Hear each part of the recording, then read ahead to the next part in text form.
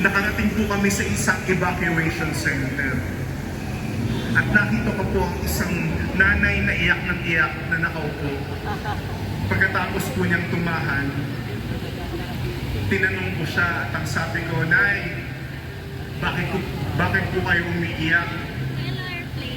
Sa kanyang pagtahan, tinignan niya ako sa aking mga mata at kwento niya kung anong nangyari. Bago po'y dumating yung araw na yun, nag-warning ang gobyerno. At ang sabi ng gobyerno, may darating na at malakas na bagyo at may posibleng landslide.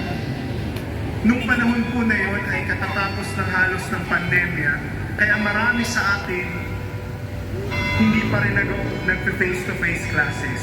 At alam nyo kung gaano kahirap ang sitwasyon na yun, lalong-lalo na kapag may tinatapos kang module. Sabi ko, ano pong nangyari na? Papunta na po kami, Father, sa evacuation center. Kasama ko yung asawang nag-iisa